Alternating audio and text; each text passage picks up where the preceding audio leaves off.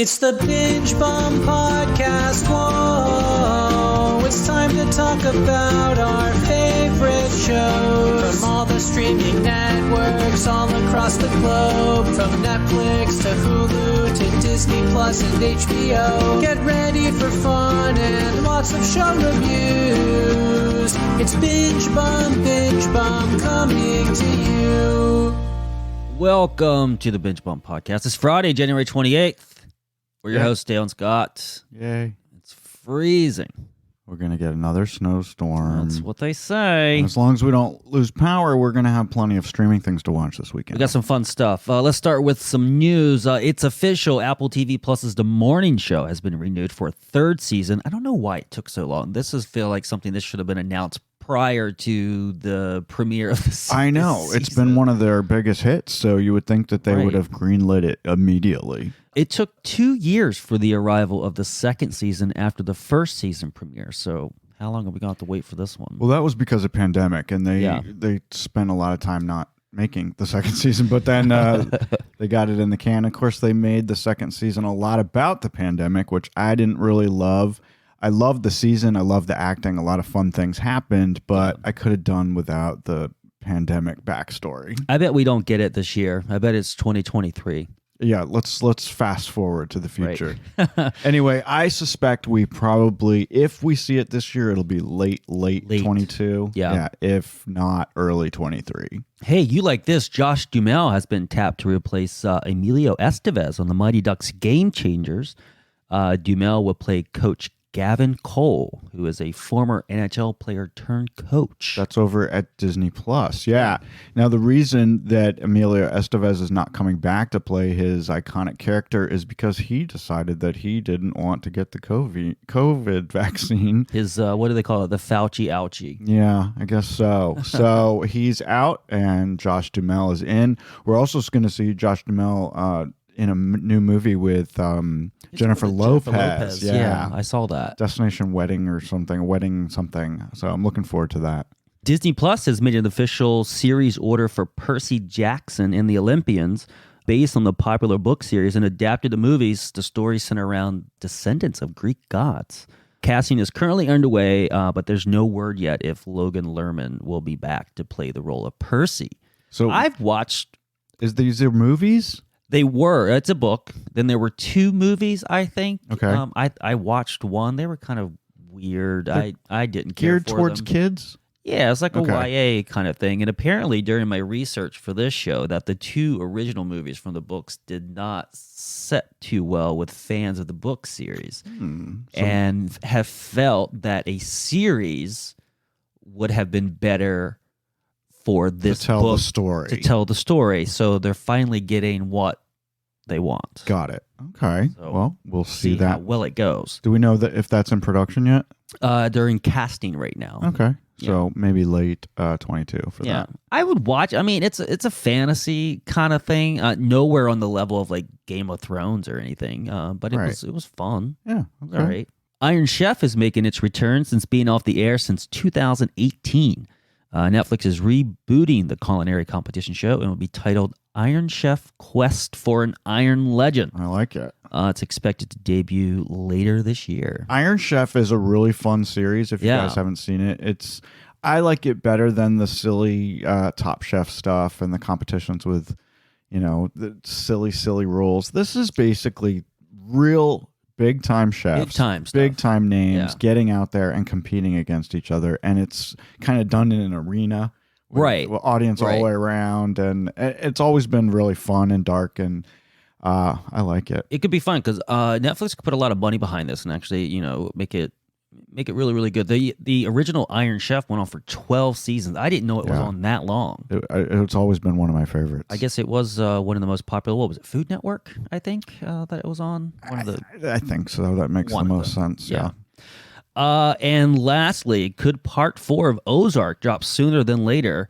That's what Jason Bateman alluded to in an interview with Jimmy Kimmel, saying that a date was not yet announced, but it'll kind of be soon, I think. Yeah, a lot of speculation that of course, you and I gobbled up the first half of season 4. 3 days. We mentioned that last week. Yeah. And Yeah, so we watched the first 7. I thought they were great. They were as good as any of the other seasons, Perfect. if not even better. Right. And there were a couple moments where I sat up straight and I was like, oh my God. So yeah, it's a really great series. If you guys aren't watching it, binge it from the beginning. We believe that it will definitely originally on this show, you said that it would be coming July 21st. Right. It was July 21st or 24th, one of those days in July, because we were, kind of like, why the hell is it waiting so long to get this? Because it's already in the can. But you brought this to my attention. Mm-hmm. You'd like to tell the people why we might be getting this sooner than later. Well, for the cast and the show to be nominated for Emmys, they need to have that season out by the end of May. Yeah. So we believe that we'll probably see the second half probably in May. No later than They're going to May. wait. They're going to wait to the last minute and probably just put it out on May 31st. Yeah. Since they wanted to wait till July in the first place. I am super excited about it. New shows are coming your way. It's coming soon. We got a couple fun ones here, and this one kind of came to me as a surprise. Tyler Perry's A Medea Homecoming is coming to Netflix on February 25th. This looks like a lot of fun if you're a fan of the Medea movie. I thought Tyler Perry was done with Medea, but apparently he's never going to be done with Medea. Right. It stars all the same people that you have seen in all of Tyler Perry's Medea movies. About this one, Medea prepares to welcome her family, who have all come into town to celebrate her great-grandson's graduation from college, when some hidden secrets threaten to destroy a joyous family homecoming. Of course.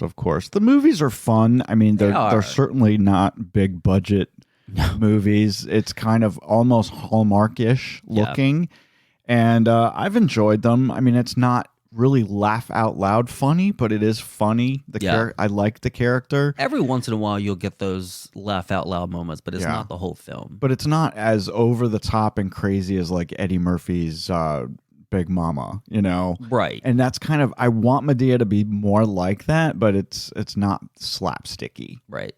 It's more dry humor. That was Martin Lawrence, not Eddie Murphy. Oh, right. I was thinking Nutty Professor. Nutty Professor. There you go. Yeah.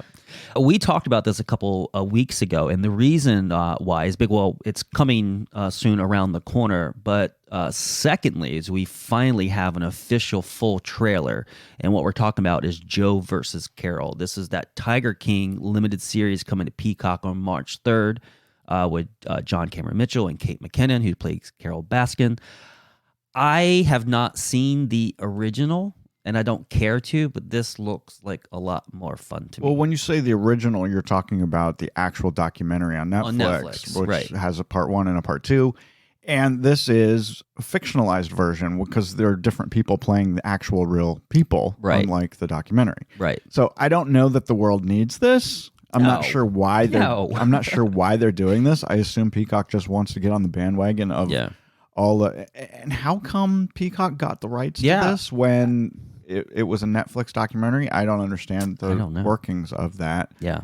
But it basically is going to be telling the same story. Yeah. A fictionalized version of the story. Right. So serialized too. I mean, there's I think there's might be like 4 parts or 6 parts. It's not a big series. All right. Well, I love Kate McKinnon. I mean, she's amazing in everything she does. Saturday Night Live and movies. Yeah. I think that's why I want to see it, is because of the actors who are in it. I don't know if I care about the story, but it looks kind of slick. Yeah, and of course John Cameron Mitchell made one of my favorite movies of all time. So yeah, Hedwig and the Angry Inch. Yeah. Old school, man. Yeah. We're gonna tell you what to watch this week. It's time for Up Next.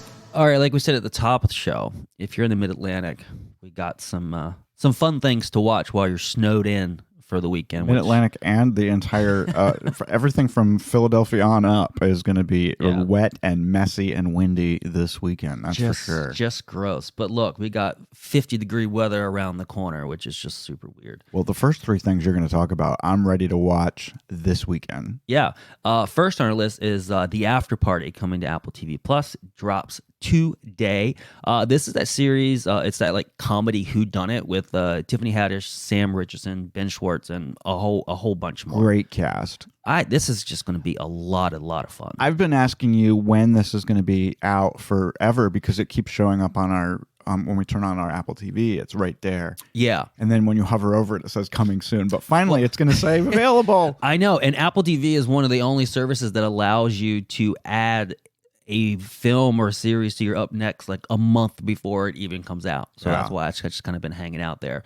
But this one's, I like this because it's 8 episodes, and each episode features a retelling of the same night, just through a different character. And not only that, each episode is going to be completely a visual difference in the style and the film genre based on that character's personality.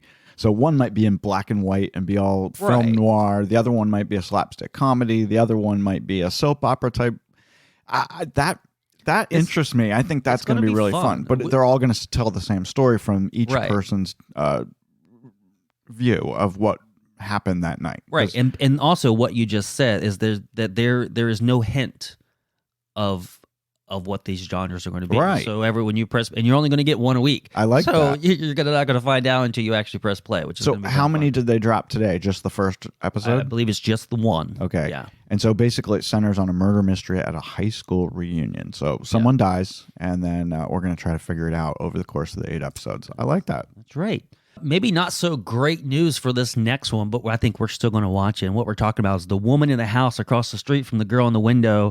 Netflix dropping today with Kristen Bell, Tom Riley starring in this one. I love Kristen Bell, and this is not getting great reviews, though. No. I've read 2 reviews that basically say wasted talent, wasted formula, and it's just not there. But that doesn't mean I won't check out at least the first episode because I'm such a Kristen Bell fan. Yeah. I mean, I just want her to be Veronica Mars all the time. Right. And I don't understand why Veronica Mars isn't back on Hulu already. We really like the reboot special or the reboot series that came out like, what, a year and a half ago or 2 years ago? And I really, really enjoyed that. Yeah. And I feel like we want more of that, but maybe we don't. Maybe it's just been, maybe she's outgrown it. Right. Yeah.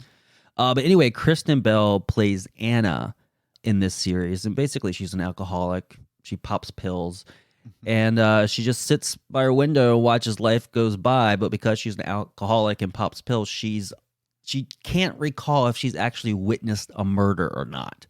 And so that's what we go through with the series. Interesting. I like the concept, but like you said, it's gotten a cold reception. Well, it definitely has the dumbest name on TV. The Woman. Really? I actually think it's a pretty The cool... Woman in the House Across the Street from the Girl in the Window. I think it's kind of fun. Yeah. Oh, but here's the next one I'm really excited about. Yeah, also on Netflix dropping today is In From the Cold. We talked about this probably about a month ago on an Up Next. This is a series about an exposed ex-Russian spy.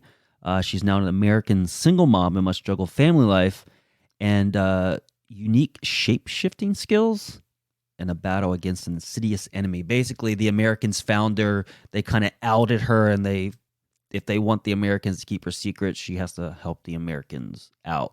Right. Because of her past, she has these ins and outs with this particular enemy. Right. Well, when you read that, you said shape-shifting skills? Like you don't believe it? Well, we don't know exactly what that means. Right. Is there some supernatural elements to this, or is she just... we don't know. We don't know. Yeah. So we'll find out. The trailer looks great. It looks very exciting. And I'm excited about checking it out. That's right. It's all about Netflix this week. The last one on our list is Murderville. This comes out next Thursday on Netflix. So this is a improvised comedy murder series. Yeah. So every episode there is a murder, and in every episode there's also a celebrity guest who would be on that episode who helps solve the murder. Yeah, so from what I understand, Will Arnett plays eccentric detective Terry Seattle. So Will Arnett will be in every episode. Right. And then each week we'll get a different celebrity friend of Will Arnett's that he brought on. And there's no script, which I love the no script shows. Right. Like Curb Your Enthusiasm, Right. where, there basically is a plot. Here's what needs to happen in this scene, but Right. let's go. And so I can see people like Conan O'Brien, Annie Murphy from Schitt's Creek. Yep. We've got Sharon Stone one week. Great cast. So it's going to be really fun. This is going to be a lot of fun. Next I can't wait for Thursday, this. February 3rd. Yeah. February 3rd. Great. Well, maybe we should try to watch, if not a couple of these, all 4 before we do next week's show. I know. Yeah. Well, we definitely have some unqualified opinions, and maybe we can let people know what we really thought about the girl in the window across the street from I like the that. girl in the window. I like that a lot. Okay. That's going to do it for us. We want to always thank you for listening to the Binge Bump Podcast. If you do like our show, be sure to rate us wherever you like to listen to your favorite podcast. We'll be back next week. And in the meantime, happy binging.